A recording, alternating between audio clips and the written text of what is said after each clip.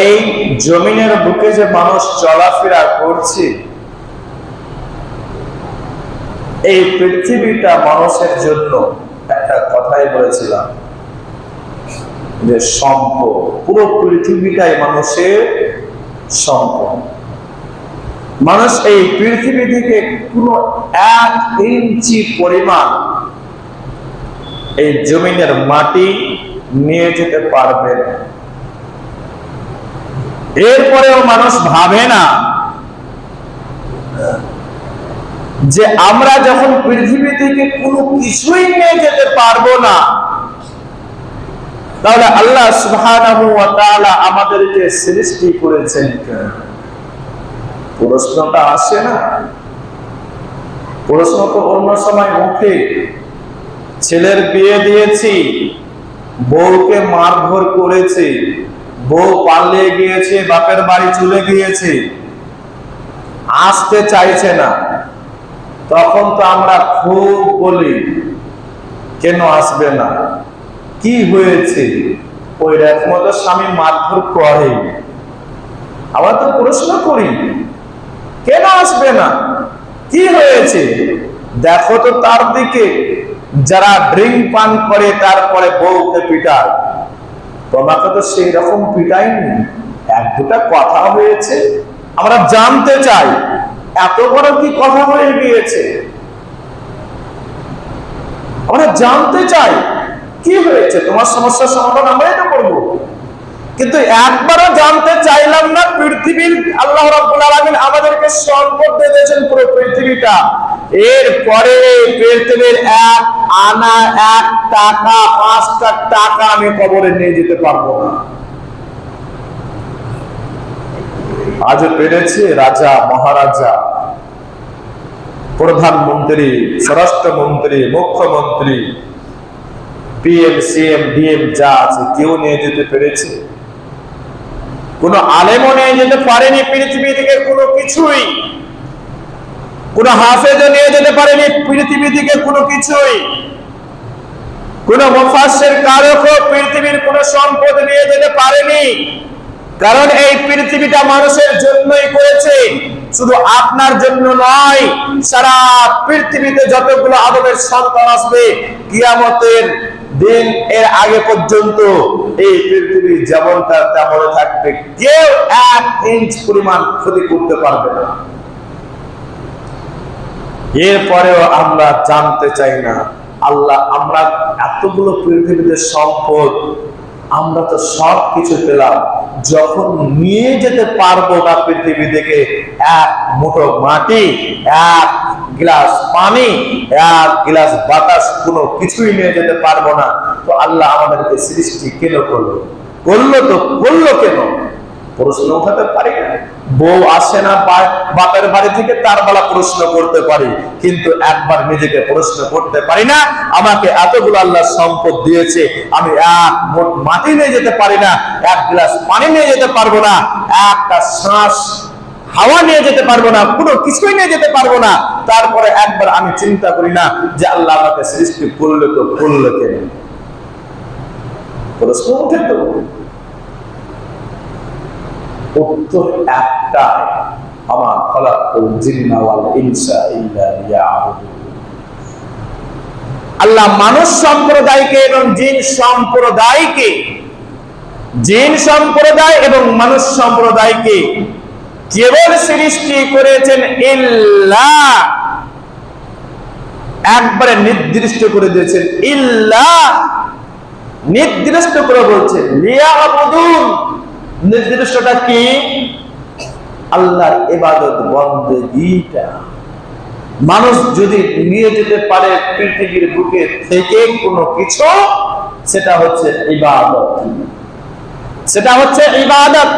যা পৃথিবীতে থেকে ভালো কর্ম, সৎ কর্ম, এর বাইরে কোনো কিছুই নিয়ে যেতে পারবে না।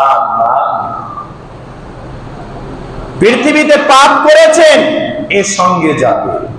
পৃথিবীতে অন্যায় করেছেন, সঙ্গে যাবে। পৃথিবীতে জুলুম করেছেন, সঙ্গে যাবে। পৃথিবীর কারো টাকা মেরে খেয়েছেন, সঙ্গে যাবে, কিন্তু দেখতে পাবেন না। এর যে গুণ, এর যে পরিমাণ, এর যে গুনাহ, এটা আপনার সঙ্গে বোঝা হয়ে যাবে। একবার ভাবতে পারি না পৃথিবীতে ঋণ করে দিই, ঋণ, কারোর কাছে টাকা পয়সা নিয়ে নিয়েছি, ঋণী হয়ে আছি, এইরকম অবস্থায় পৃথিবী ছেড়ে যাচ্ছি। কবরে ধরছে, কবরগাহে ইমাম সাহেবকে বলতে বাধ্য হয়ে যেতে হচ্ছে যে জানাজার নামাজ পড়াবে, তাকে বলতে বাধ্য হচ্ছে যদি কোনো ভাই ইনার কাছ থেকে ঋণ নিয়ে থাকেন তাহলে দিয়ে দিয়ে, আর কেউ যদি নিয়ে কারো কাছ থেকে নিয়ে থাকে তাহলে দিয়ে দিয়ে। ও দায় নাও আর ও পাই নাও। পাবেন কি কিয়ামতের দিন? কিভাবে পাবেন? আগে সূরার অর্থটাকে করে দিই। আলহাকুমুত তাকাসুর। আলহাকুমু, কুম অর্থাৎ তুমি, আলহাকুমু তুমি ভুলে রয়েছো, আলহাকুমু তুমি মায়ায় পড়ে গিয়েছো, পড়ে রয়েছো। মুত্তাকা আত্তাকাসুর, পৃথিবীর মায়ায়, পৃথিবীর মায়ায় তুমি পড়ে গিয়েছো, পৃথিবীর মায়ায় তুমি মহাচ্ছিন্ন হয়ে গিয়েছো, পৃথিবীর মায়াতে তুমি ভুলে গিয়েছো তোমার জীবনের কি মূল্য। পৃথিবীর মায়ায় পড়ে তুমি ভুলে গিয়েছো তোমার মূল্যবান সময়। পৃথিবীতে থেকে তুমি পৃথিবীর মায়ায় ভুলে গিয়েছো তুমি পৃথিবীতে কি করতে চলেছো, কেমন ভাবে ভুলে রয়েছে, তার গুরুত্বপূর্ণ বিষয় কেমন করে ভুলে রয়েছে। গুরুত্বপূর্ণ বিষয়টা কি? আল্লাহ রাব্বুল আলামিন গুরুত্বপূর্ণ বিষয় বললে যে ইল্লা লিয়াবুদুন, আমি মানুষকে সৃষ্টি করেছি আমার ইবাদত বন্দেগী করার জন্য, আমার আদেশ মানার জন্য, আমার কথাগুলো যারা পৃথিবীতে মেনে চলবে, এই জন্যই আমি তাদেরকে সৃষ্টি করেছি। এর আগেও সূরা বাকারায় একটা আয়াত মনেই পড়ে গেল যে ফেরেশতারা যখন বলল এ রব্বুল আলামিন আপনি আবার পৃথিবীতে এমন এক জাতি সৃষ্টি করতে চাইছেন, এমন এক জাত তৈরি করতে চাইছেন, পাঠাতে চাইছেন যারা পৃথিবীর বুকে মারামারি, কাটাকাটি, রক্ত প্রবাহিত, কার বোন কার মা চিনবে না তাদেরকে নিয়ে ছিনিমিনি খেলবে, তাদের ইজ্জত নিয়ে হানাহানি করবে। আপনি এমন একটা জাতি সৃষ্টি করতে চাইছেন, জাত সৃষ্টি করতে চাইছেন। অতএব ওয়া নাহনু, আমরাই তো আপনার প্রশংসা করি, আমরাই তো আপনার তাসবিহ পাঠ করি, আমরাই তো আপনার পবিত্রতা বর্ণনা করি।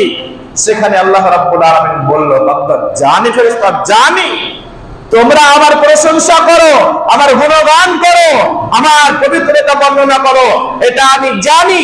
পৃথিবীতে মারামারি করবে, রক্ত প্রবাহিত করবে, অপরের বোনকে নিয়ে ছিনিমিনি খেলবে, তাদের ইজ্জতের কোনো দাম রাখবে না, আমি জানি। তারপরে আল্লাহ বলছেন আমি যা জানি তোমরা তা জানো, আমি যা জানি তোমরা তা জানো না। আল্লাহ জানো, সবকিছুই জানে। মানুষ কি করতে চায়, মানুষ, আল্লাহ রাব্বুল আলামিন জানেন এরা পৃথিবীর মায়ায় পড়ে যাবে, এটা জানেন। এই জন্যই তো সূরা তাকাসুর আল্লাহ রাব্বুল আলামিন অবতীর্ণ করলেন মুহাম্মদ সাল্লাল্লাহু আলাইহি ওয়াসাল্লাম এর উপরে, আর বলেই ফেললেন আলহাকুমুত তাকাসুর। মুহাম্মদ সাল্লাল্লাহু আলাইহি ওয়াসাল্লাম আপনি বলে দিন আলহাকুমুত তাকাসুর, মানুষ পৃথিবীর সুখ শান্তি, এই সুখ শান্তিতে তার গুরুত্বপূর্ণ বিষয় সে নিজে ভুলে যাবে। আচ্ছা, আমরা ভুলে গিয়েছি। দেখেন যার অর্থ রয়েছে ও ভুলে গিয়েছে, পৃথিবীর দৌড় লাগাচ্ছে আমি তার থেকে আরো বড় হতে চাই, যে বড় আছে তার থেকে আরো বড় হতে চাই, যার টাকা আছে তার থেকে বেশি আরো টাকাওয়ালা হতে চাই, যার একটা গাড়ি আছে আমার জন্য দুটো গাড়ি হয়, যার একটা স্ত্রী আছে তার থেকে ভালো স্ত্রী আমি আরো চাই। মানুষ অন্য কিছু নাই, তিনটে জিনিসের জন্য দরকার।